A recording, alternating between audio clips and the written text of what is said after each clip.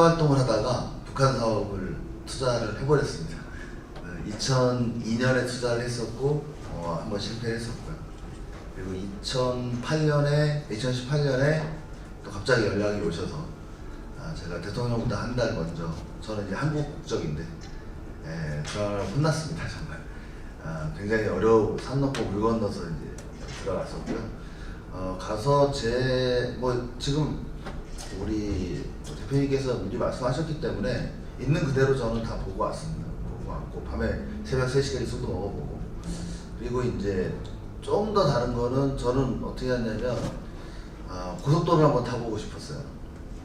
그래서 평양 개성간 고속도로를 타고 2시간 정도 걸리더라고요.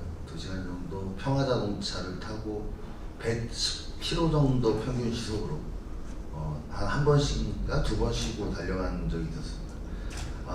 달리기는 좀 그렇고 사이클을 경기하면 굉장히 좋겠더라고요.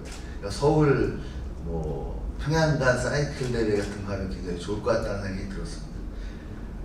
저는 이제 비즈니스 모델링을 설계하는 사람이기 때문에 기업 컨설팅을 주로 하다 보니까 이 사업도 2018년 이제 갔다 와서 북측하고 교감이 솔직히 있었던 사업입니다.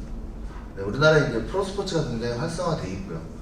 아까 밑 다음 장에 보시면 알겠지만 이 스포츠가 굉장한 교류부터 민간 교류잖아요. 그래서 저희 보면 남북 교류 접근 전략 볼 때 북측에서 아까 명분 지금 방금 이제 발표하신 대표님께서 명분 얘기하셨는데 북측은 명분을 굉장히 중요시하더라고요. 그러니까 단순하게 하는 것보다는 저는 이제 역사적 교류라든가 이런 부분을 굉장히 중요시하고, 그리고 그 다음으로 중요시하는 게 바로 스포츠 교류입니다. 너무 경험을 많이 하셨기 때문에 제가 기억만을 안 하겠습니다. 그리고 이제 이 경제협력이라는 이런 명분을 찾아가는 게 남북 교류 접근 전략의 어떤 방식이더라. 아시다시피 많은 탁구 교류부터 시작해가지고 아니면은 단일팀이라는, 그리고 이제 또 최근에는 동계올림픽까지, 평창 동계올림픽까지 저희 이제 여러 가지 교류가 있었고요. 실제 84년부터 이렇게 다양한 교류와 이때는 굉장히 또 뜨거움이 있었습니다. 정치적인 걸 좀 뛰어넘는, 이데올로기를 뛰어넘는 어떤 게 스포츠나 역사라든가 아니면 민족 문제 이런 게 아닐까라고 다시 한번 생각을 합니다. 최근에 이제 포천 평화스포츠타운 개발 사업 해가지고 이렇게 나왔는데요. 이런 게 이제 북측에서 약간 자극을 하는 것 같아요. 가서 얘기를 해보면 자기네한테는 말 한마디 안 하고 그냥 남측에서 북치고 장구치고, 최고로 웃겼던 게 도에서 척사대회를, 남북 척사대회를 하자고 제안을 했다고 하더라고요. 그래서 척사대회를 해서 남측에서 대표를 뽑고 북측에서 대표를 뽑아가지고 우리 민족놀이를 한번 설이나 한번 해보자. 근데 북측에서 단칼에 거절합니다. 왜냐면 문화적 이해가 없었던 게 북측은 윷놀이를 여성들만 한다고. 그러니까 그걸 사전에 조율도 없이 그냥 자기네 터트려 놓고 제안하니까 굉장히 불쾌하시더라고요. 이런 형식이 물론 저는 이게 교감이 있었는지 없었는지 모르겠습니다만은 사전에 그런 교감이, 여기 계신 분들이 충분히 북측과 교감할 수 있는 역할을 하고 계신 분들이 여기 계시거든요. 근데 왜 정치적으로 아니면 경제적으로 그렇게 성급하게 저렇게 먼저 터트려 놓고 나중에 제안했다가 마신다, 이런 형식을 만들었는지 조금 안타까운 것 같고요. 제가 제안 드리는 거는 하자는 건 아니지만 가능성 있는 비즈니스 모델을 제가 제안한 거예요. 바로 평양연고 프로농구단을 창단하는 겁니다. 이유는 여러 가지가 있습니다. KBL에 지금 10개 지역의 연구단, 서울, 인천 해가지고 연구단이 있고요. 아시다시피 프로야구나 프로농구나 이런 부분들은 각 연고지별로 돌아가면서 게임을 하게 돼 있습니다. 굉장히 좋죠. 전국을 돌아다녀야 됩니다. 물론 주요 도시긴 하지만. 그래서 남북의 인적 교류도 가능할 것 같고요. 저희 이제 외갓집이 평안도 쪽이신데 이북 오도민회가 예산이 많은 지역인지는 솔직히 잘 모르겠습니다. 근데 그분들은 열정을 갖고 계시고요.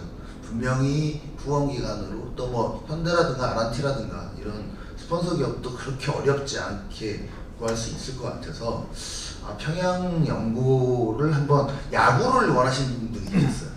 근데 가서 물어보니까요, 야구는 뭐 도저히 불가능한, 아예 야구장 자체가 없고요. 예. 근데 이제 농구장은 아마 우리나라보다 더 큰 정주영 농구장이 있더라고요.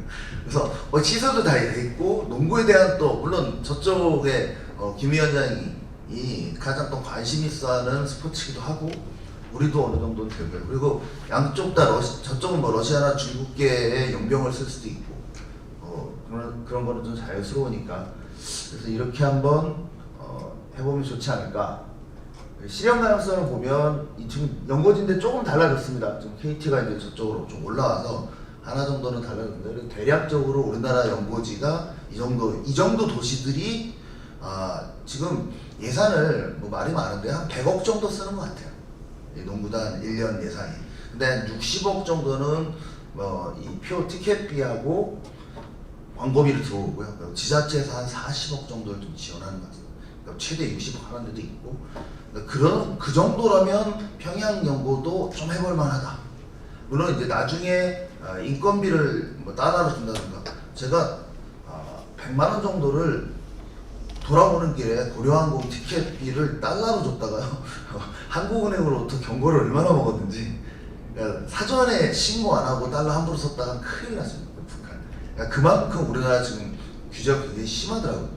그런데 이 부분은 이제 정치적으로 해결을 하셔야겠죠. 돈을, 현금을 못 준다면 물건으로 주고. 그래서 그런 부분만 해결된다면 스포츠 교육을 위해서 프로스포츠, 그러니까 이벤트 4년에 한 번, 8년에 한 번 일어나는 뭐 이런 이벤트 말고, 이벤트성 말고 좀 정기적으로 교류할 수 있는, 물론 이것도 1년 내내는 아닙니다. 겨울 스포츠이기 때문에 한 3, 4개월 답방할 수 있으니까 오히려 또 뭐 슬림하기도 하고 좋을 것 같지 않을까. 그리고 여러 가지 얘기 나왔는데요. 이게 이런 사례가 하나 있습니다. 만약에 혹시 북과 남을 다른 나라로 생각한다면 이 토론토 블루제이스 유현진이 있는 곳이 연고지가 캐나다입니다. 그죠? 그런데 미국에서 메이저리그를 하잖아요. 그러니까 그런 개념이라고 보시면 되고요. 그래서 사례도 있고, 이제 비용적인 부분이 좀 걱정이 되시는 분들이 계세요. 네, 아까 말씀드린 대로 금액적인 부분은 그렇게 큰 무리 없이 그냥 프로스포츠 치고는, 그리고 만약에 평양 연고지에 평양 농구단이 생겨서 토론토처럼 생겨서 저희가 회전된다면 티켓 파워는 더 높아질 것 같습니다. 그러니까 북측 선수들이 서울, 인천, 뭐 창원 이런 데서 하고, 저희도 평양 가서 농구를 해야 되는 상황이거든요. 근데 이제 가장 좀 걸리적거리는 게 뭐냐면, 야구는 만약에 야구를 한다 하더라도 좀 힘든 게 이동 인원이나 비용이 꽤 많이 들더라고요. 근데 농구는 제가 계산을 다 해보니까 농구단은 버스 한 대면 다 이동됩니다. 그러니까 뭐 꼬치진에다가 뭐 심지어는 팀다트까지 넣어도 버스 한 대면, 그럼 제가 아까 2시간 갔다 왔다 그랬잖아요. 좀 뭐 국경이 있으니까 좀 더 걸리겠죠. 국경을 걸리면, 국경 건친다 하더라도 평양의 스포츠 운동, 그러니까 프로농구 경기하러 가는 사람들이 3시간 정도면 뭐 비행기 타지 않고 귀찮게 그냥 버스로 곧바로 평양까지 가서 경기하고 저녁 때 내려올 수도 있고요.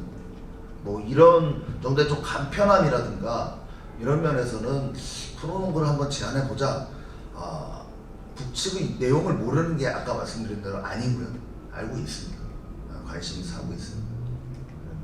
이제 정권이 다음 정권이든 아니면 현 정권이든 관심 있게 한번 보시면서 이런 형식으로 이제 북과 남을 하나의 리그로 만들어서 교류하는 것도, 저도 남북 교류를 현업에서 투자를 해보고 뭐 해봤는데요. 이게 너무 정치적인 이슈가 많아가지고, 물론 이것도 정치적인 이슈는 있습니다. 갑자기 3개월 리그가 보는데 안 해! 이럴 수 있습니다. 근데 굉장히 좀 적죠. 흔들림이라든가 부침이 좀 적은 서부터 마음을 열고, 아까 뭐 좋은 말씀 많이 하셨습니다. 전쟁 나면 다 죽죠. 근데 왜 마음이 닫혀있냐면 아직 부딪혀보질 않아서 그래요. 저 도깨비 단지 않았어요. 이 북측에 들어가는 날, 평양 들어가는 날 전날 통일부로부터 교육받을 때 휴대폰 뺏기니까 조심해라, 뭐 조심해라, 뭐 이런 거 교육받았거든요. 근데 가서 제 휴대폰 다 쓰고 제 사진 다 찍고, 뭐 삼성한테 제가 항의도 했거든요. 왜 서머타임 끝났는데 30분, 요즘은 어떠신가요? 30분 오차가 아직 있나요? 이제 없어졌겠죠. 제가 2018년 들어갔을 때 김정은 위원장이 서머타임 필요 안 하겠다, 시간 통일하겠다 했는데 가서 보니까 30분 차이 나더라고요. 그래서 뭐 그런 것도 이제 경험을 하면서, 그러면서 이제 막 많이 쳐보고 같이, 뭐 우리는 경험하시잖아요. 저기 무슨 통일 노래 부르면 한 바퀴 돌면서 눈물 훅훅거리는 네, 그런 거를 전 국민이 해줘야지 동의가 되는데, 그런 게 이제 아까 민족운동이라든가 아니면 역사적인 어떤 교류, 그리고 이런 스포츠 쪽도 남북 교류와 같이 좀 교류를 하면 좀 좋지 않을까. 그럼 좀 더 마음이 유해지고 그때 마음이 열리지 않을까. 뭐 이런 생각을 하면서 창단의 기대 효과는 아까 말씀드린 대로 남북한 스포츠 교류에 대한 전 세계적인 관심 유발할 수밖에 없죠. 이거는 아마 방송료도 좀 많이 받을 것 같고요. 프로그램단들한테도 도움 될 것 같고, 우리나라는 프로스포츠 협회가 있습니다. 주로 이제 KBL이나 이런 회장들이 같이 겸직으로 맡긴 하지만 그 협회에서도 관심이 있어 하는 내용으로 알고 있습니다. 그래서 프로스포츠 관광 패키지 상품이라든가, 저희도 이제 응원단도 가야 되니까요. 분위기가 좋아지면 그런 이제 경제적인 효과도 있지 않을까. 그러면서 자연스럽게 스포츠 산업 활성화라든가 남북교류까지 연결되는 길이 되었으면 좋겠습니다. 이상 발표 마치겠습니다. 네, 감사합니다.